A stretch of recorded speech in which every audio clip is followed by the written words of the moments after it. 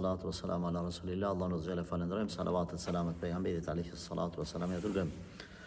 Kemi kapitullin e 15 Imam Bukhariu e ka nisë me fjalën Allahu Gjeleshanu ajetin e Kuranit të surës Bekare 187, pra me numër 187, ku Allahu Gjeleshanu, aleikum salam, rahmatullah, Allahu Gjeleshanu nuk do ta përkthej këtu krejt ajetin, por qëllimi është e ka leju, dhe më thonë, ose në këtë ajet është përmend edhe intimiteti bashkëtorë mas iftarit, po ashtu edhe irtikafi.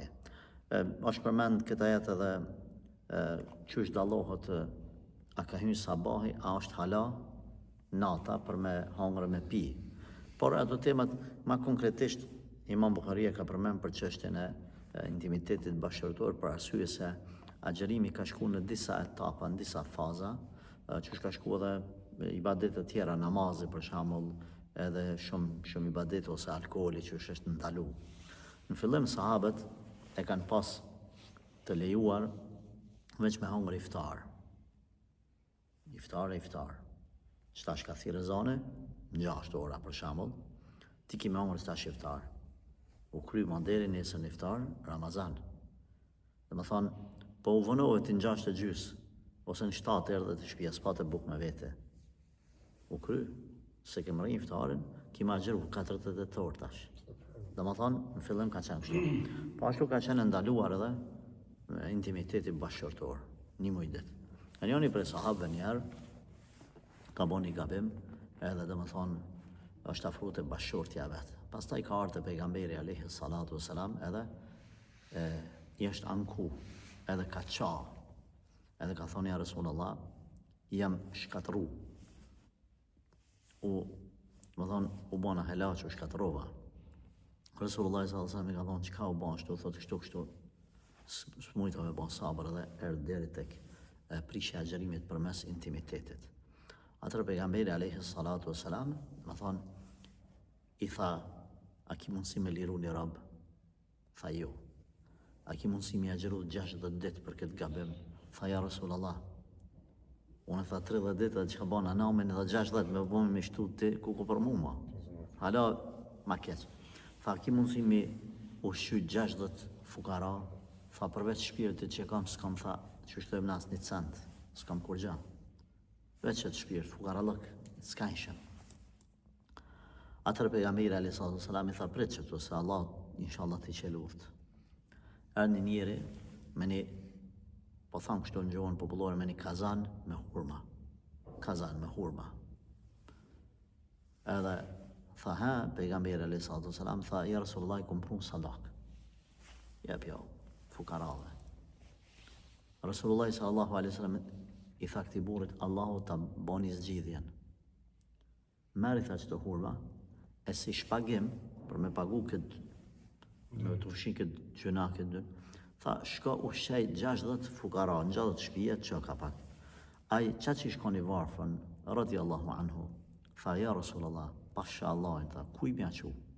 Tha, adin, tha, që në Medine s'ka shpi ma të varfën se sa shpia jame.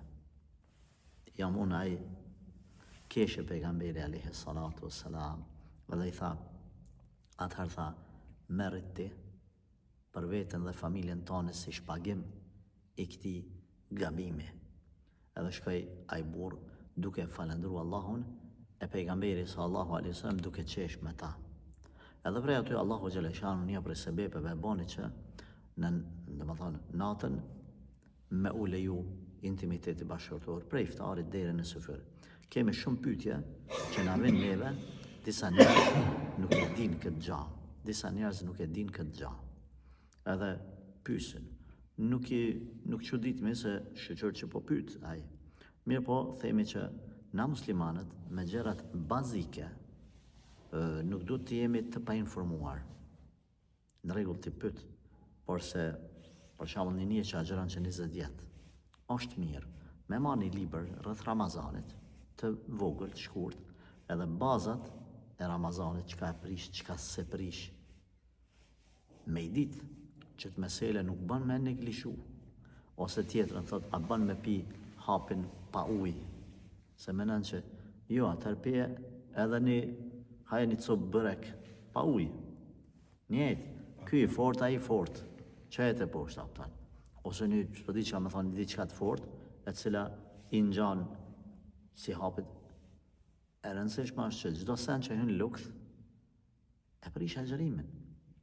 Prandaj duhet me mësu, duhet me lezu. Nëse kjo mesele ka më shumë për shkak të ndjeshmërisë së temës, nuk po duhet me hyrë në detaje, sepse edhe inqizimet i ndëgjojnë njerëzit në përgjithësi, prandaj kemi kujdes që të jemi të edukuar në fjalorin tonë dhe ta ndëgjojnë njerëzit në për shtëpiat e tyre shlirë rahat, pa u ngushtu prej antarëve të familjes. Ashtu mundohemi ta kemi si rregull në vetveten tonë. Pra, kjo gjë është e lejuar, që e përmenda më lart, nga iftari deri në sëfyr, do të thonë, pa e përmenda një pikë tjetër, kanë thonë ulemat, nëse besimtari ka nevojë për intimitet bashkëtorë, a bën ta nis iftarin me intimitet bashkëtorë, do të thonë pa hongër, pa pikur gjatë, e saktë është që lejohet një gjë e tillë. Do të thonë, do kanë thonë që janë njerëz duhet me pi një ujë ose me hongër bukë, ose diçka pastaj me u afru te bashkëtorë, por nuk është kusht kjo. Disa të tjerë, kur kanë përmend gjatë ditës, nëse besimtari ka bën edhe afrohet te intimiteti bashkëtor, atëherë dënimi ka 60 ditë agjërim. 60 plus 1 apo 60 me këtë codë që ka prish. Allahu alem, ma sakta duhet të jetë si përgjigje 60 plus 1 codët që ka prish, edhe 60 dënim. Por është kusht që 60 dënim pa e prish asnjë ditë. Nëse në 59 e prish, do të mja njësë për fillimit. Edhe mos bjerë men për këto sa në Ramazanin tjetër.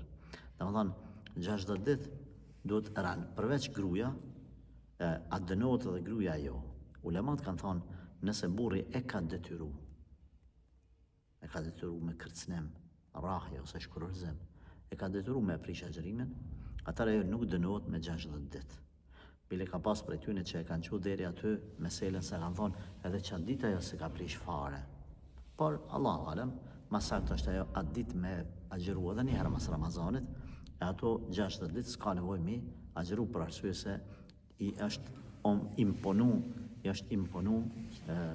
intimitetin nga bashkëshorti edhe nuk ka nevoj për dënim, ajo nuk ka nevoj me u dënu, dhe më thonë edhe me agjëru 60 ditë të tjera.